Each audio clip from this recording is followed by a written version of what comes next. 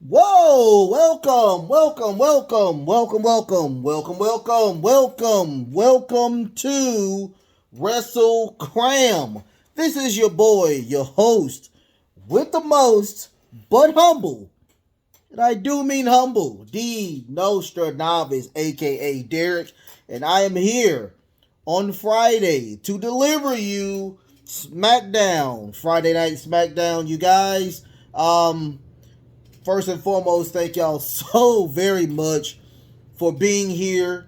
I thank y'all every single day. That's going to be one of the first things I do every single video that I put up, because without you guys, I wouldn't still be doing this, and I thank y'all so much for allowing me to do this and, grace your presence. So, hats off to you. Hands down, hats off to you. But before you do anything, go ahead, watch the show. If you like the show, give me a thumbs up. If you want to do something more other than the thumbs up, go ahead and hit the sub. Give me a sub. It's okay. It's okay. I'll look this way. Did you do it yet? Did you do it yet? Okay, you did it. Okay, cool. So, after the sub, if you want to watch my show and it pops up on your cell phone, it pops up on your tablet, pops up on your computer, hit the notification bell, you guys. I do 5 core shows every single week. Every single week. I have the new episode of My Two Cent. I have my prediction show of the Forbidden Door, which is coming out on Sunday. Alright, I will be doing a video on that. Also, next week, we got a prediction show for Money in the Bank. And we have Money in the Bank as well. I think they said it's going to be on Saturday. I thought it was going to be on Sunday. I didn't know. But anyway, I love y'all. Go ahead and do that. So, let's talk about SmackDown. We didn't get a Vince McMahon. Hey, how you doing? I'm here today. That was kind of weird. We didn't get that. The show was very weird to me. The show was when I say it was weird in a way where I'm literally scratching my head. Like, some of this stuff didn't make no sense whatsoever. You got faces talking like heels. You got heels trying to be faces. And, in the WWE universe, it's usually, if you're a heel, you're a heel. If you're a face, you're a face. Both women, all three women's segments were horrible. I mean, I don't get it. On the SmackDown side, you have people from Raw that's on SmackDown that shouldn't be. You have people, more injuries. More surprise injuries. It's really weird. It's really weird.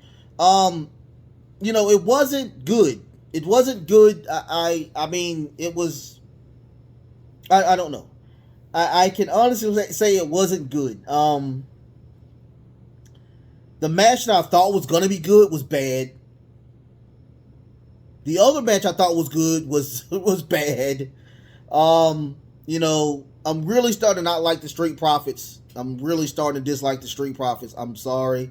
So let's get to the review. First and foremost, we got a video package of and of course no Tribal Chief. I think they promoted that he was going to be there, but he wasn't there. So, But we got a video package. We saw the Tribal Chief in the video package. Where they showed the match between the Riddle and Roman Reigns. And of course, if you don't know, spoiler, Roman did win. But out comes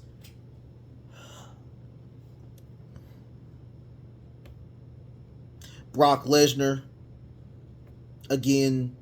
So, I think they announced it Monday that it will be a last man standing match between Brock Lesnar and, of course, Roman Reigns. How many times are we going to copy, paste, repeat this group? I mean, I'm not understanding.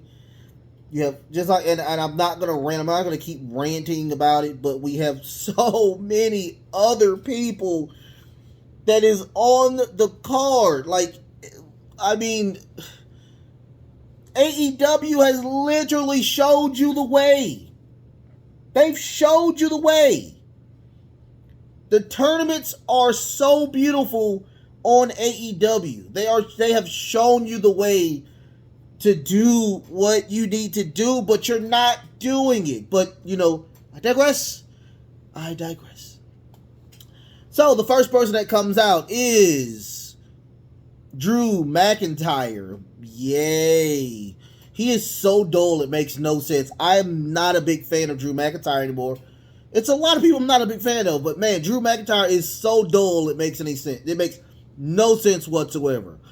So, and he's a face. Now let's get that clear. He's a face, and he's talking about cashing the Money in the Bank. He's talking about if he wins, he's gonna cash it in on a Roman Reigns or a Brock Lesnar after this grueling last man standing match after SummerSlam. I don't know if who's writing. I don't know who's writing, but that's not what faces do. They don't do that. So I'm lost behind Drew even saying something like that. And on top of that, he has a match anyway. He's guaranteed a match at the European tour, which he's going to lose, but he's guaranteed a match. So I guarantee he's not going to win. After that, Sheamus comes out. He talks about that, if he's going to, if he wins, he's going to cash it in on Roman or Brock. Makes sense. He's a heel. He's supposed to say that. But after that, Adam Pearce and Paul Heyman comes out. They, apparently Paul Heyman has talked to the upper management, and Adam Pearce has to, upper management has reversed the decision, and they are no longer in the Money in the Bank ladder match. My apologies. So, in order for them to get back in, they have to become a tag team and face off against the Usos. Not making any sense. Like, make it make sense. I'm not understanding that the Usos have... So if the Usos won, were they going to be a part of the Money in the Bank? They already have a match at Money in the Bank. It's not making any sense what they're doing. Like, 0 sense. So, they have a match already against the Street Profits. Right? They have to face the Usos in order to get their spot back. But if they lose, do the Usos get that spot? It's crazy. The comprehension of what they're doing is asinine. It is truly ludicrous what is going on with this whole segment. But let's keep going. After that, we get Sami Zayn. We got a Sami Zayn promo, but Shinsuke Nakamura is already in the ring. Thank goodness. I'm tired of that stupid intro. I love his music, but it's just it gets old. So they did that. Sami Zayn, he gets a backstage promo before he goes out. The young lady informed him, if you win, are you going to cash it in on Roman? He's like, no, I'm not going to cash it in on Roman. He's the big dog. I'm not going to do that. So my theory is, okay, so are you going to do the finger poke of doom? Are you going to do that? Like, I'm not understanding, if you win, what is the purpose of you being in the Money in the Bank? What, to hold on to it? Because you have it for a whole year. So you're going to hold on to it? Is that, I mean, when I tell you SmackDown made no sense, it was just so weird to me. So we got the match. It was truly the exact same match that we got with Sami Zayn and Shinsuke Nakamura. He almost got counted out. Sami Zayn almost got counted out. The only thing that was different was Nakamura did a Kinshasa, on the outside, which made no sense. Throws him into the ring. He tries to pin him, but he doesn't. Sammy gets a Halula kickoff and wins the match. So he is a part of, the Money in the Bank. Will he win? I don't know. I mean, I'll let you know what my prediction is. But, I mean, I'm truly, shocked. I don't get it. It's just not making any sense. I don't know if it's because Vince is just, worried about what's going on. But, man, the writers, the bookers, it's so weird what's going on. So, after that, we were supposed to get a New Day versus Shanky and Jinder Mahal match. But we didn't get that. Matter of fact, New Day has said nobody wants to see this match again. I most definitely agree with that. So what they did was they started dancing. Jinder was really pissed. He was like, "What is going on? We're supposed to be fighting." So Shanky pushes Jinder really hard. He leaves. We get some tugboat. I swear, we get a tugboat horn. And out comes the Viking Raiders, which they attack Shanky and New Day from behind. I thought they were faces, but apparently they're not faces anymore. They turn heel. It's okay about that. I'm okay with that. I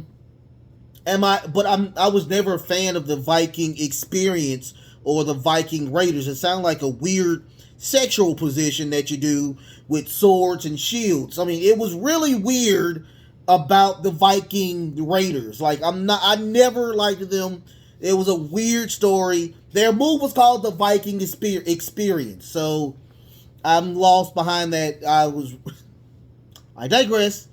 So the most crazy segment of this show to me, and cringy, Adam Pearce and Sonia Deville. First and foremost, Sonia comes into the office and says, "I've been here for 2 weeks, yet I have not wrestled anybody. I've not been part of the Money in the Bank. What's going on?" First and foremost, we didn't know that you were part of the roster. Completely lost. Didn't know that. And on top of that, she's a heel. Adam Pearce is supposed to be a face. So, she talks about how crappy his in-ring performance was when he was a wrestler.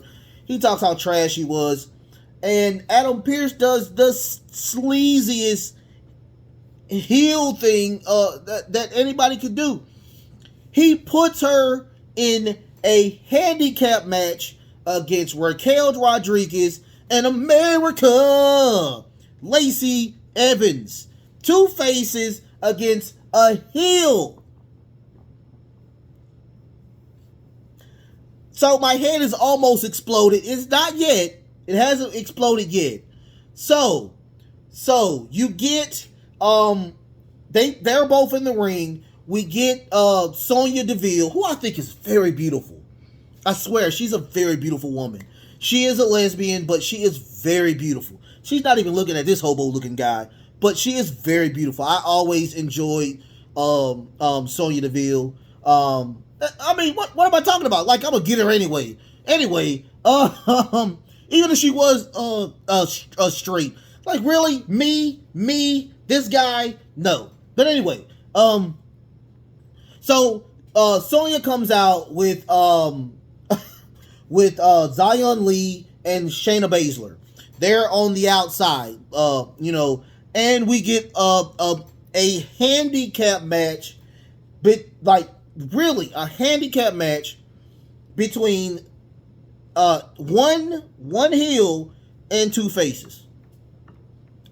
Of course, she did lose, and they came in to she did the American punch. It's the American punch, or the women's right to win. But at the end of the match, Shayna and Zion came in to attack both Raquel Rodriguez and Lacey Evans. They get beat up. They throw the heels out of the ring, and the faces stand tall. Now they are both in the women in Money in the Bank ladder match, but they are so lovey-dovey in the ring. Like, what? That is my opponent. Digress. After that, we get the Street Profits, who are not on SmackDown. Why are they continuously on SmackDown? I understand that the Usos are on Raw because they have both belts. It makes sense. Roman should be on both brands. He has both belts.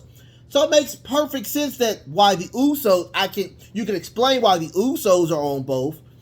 So you get the Street Profits. They are talking about, when we get the belts, we want to survey the entire universe. So they get those two people that do the kiss cam. They're kissing some random chick. After that, we get Drew Gulak. He's training with two ladders. After that, we get a Madcap Moss. And Dawkins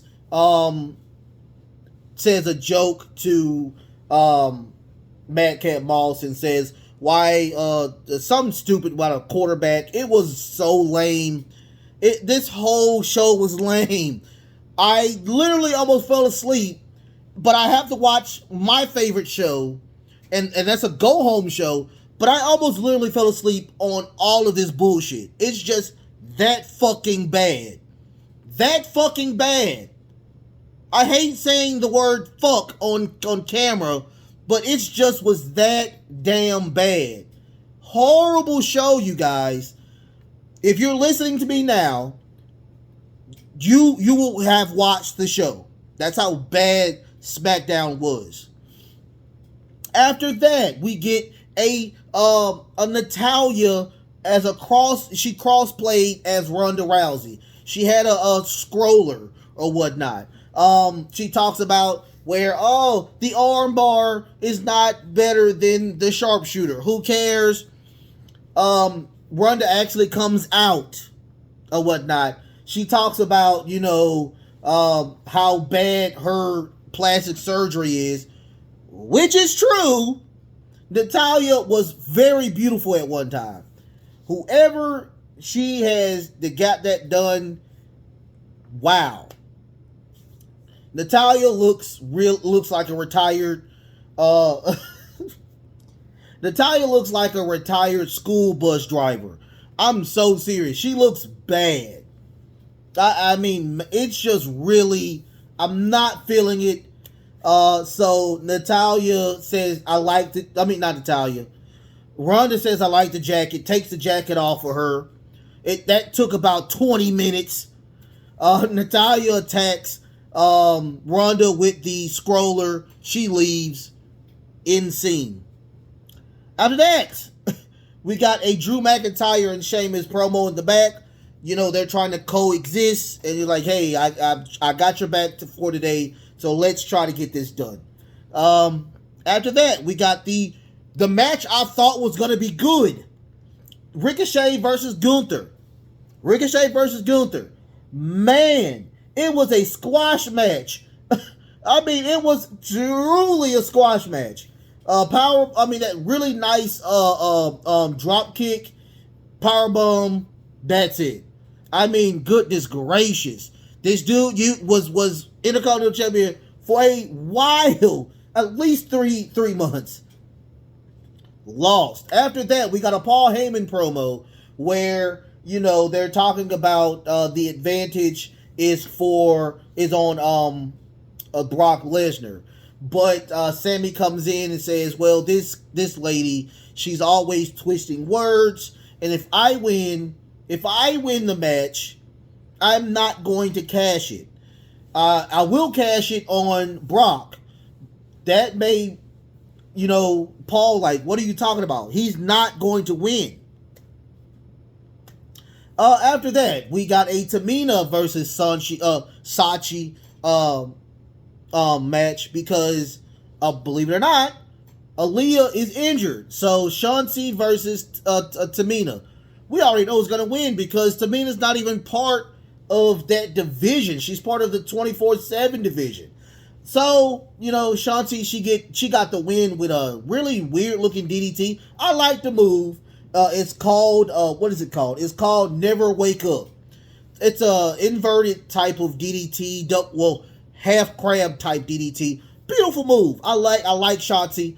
Hopefully we can get, something good out of her. Hopefully she wins. That is one of my predictions for next week. Shanti will win Money in the Bank.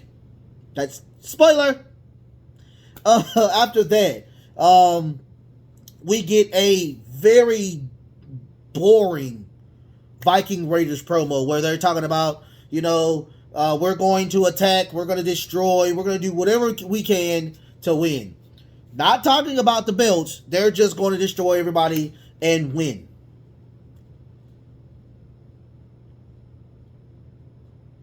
The beat goes on, you guys. Trust me. I mean, man, the Viking Raiders are so jokes. It makes no sense. After that, we get... Hey, I'm looking at my notes, you guys, because it's just that bad. After that, we get Max Dupree and the Maximum Male Models segment. They were supposed to do it today, but unfortunately, last week they were upset because of the lighting. This week he was upset because the room temperature was not at a perfect 68.3 degrees and not the best water.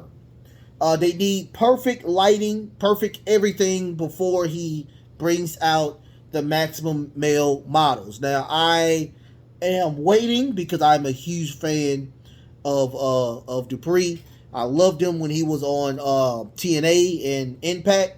I'm waiting to see what they're going to do with him.